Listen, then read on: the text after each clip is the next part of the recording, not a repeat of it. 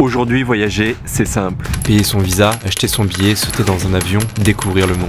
Et savez-vous que 70% des voyageurs voyagent beaucoup trop chargés ? À part 3 culottes, un tube dentifrice et une crème solaire, il y a la sacoche photo, la caméra, la GoPro, les accessoires GoPro. Un micro. Et pour les plus pros d'entre vous, un drone, un trépied, un gimbal et j'en passe. Autant dire que ça fait du poids. Vu comme ça, On pourrait s'imaginer sur un tournage de film, et c'est un peu mon ressenti quand je vois des Chinois débarquer avec les perches à selfie. D'ailleurs, en parlant de chinois, je vais vous parler d'un petit nouveau. DJI. Et merde, se cache dedans une caméra 4K équipée d'un micro, d'un connecteur iPhone et surtout d'un gimbal. Et le pire, ça tient dans ma main, dans ma poche, partout. le souci aujourd'hui des voyageurs, c'est bien la caméra. Et en général, c'est le premier truc que vous allez vous faire voler si vous n'avez pas l'habitude de voyager. Du coup, c'est bien de voyager léger et c'est parfait, avec la Osmo Pocket.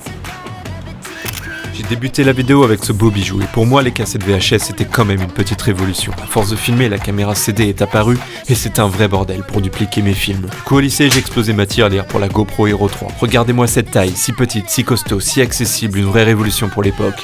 Et ce fut ma meilleure amie pour mes 3 premières années de voyage. Mais maintenant GoPro, t'es has-been. À l'époque, j'avais l'impression d'avoir trop d'équipement, beaucoup trop d'équipement. Puis du jour au lendemain, j'ai voulu brûler les étapes en m'achetant de la vraie cam de pro.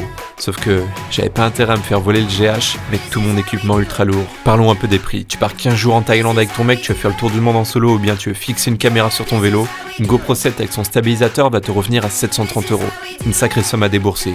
Si tu n'es pas un petit joueur, il y a le GH5 avec son 1260 à 2200 et son Ronin S à 550 €.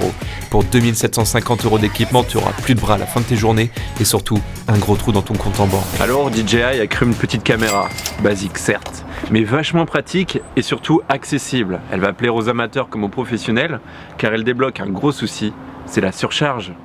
Tu as aimé cette vidéo? Alors abonne-toi ici et lâche des likes. Tu peux aussi acheter l'Osmo Pocket en cliquant dans le lien dans la description. Les premiers recevront une carte SD de 64 Go gratuite. Et n'hésite pas à aller voir la vidéo de Grain, il a détaillé l'utilisation de cette caméra. C'est une pépite. Voyage bien, profite de la vie. On se retrouve jeudi.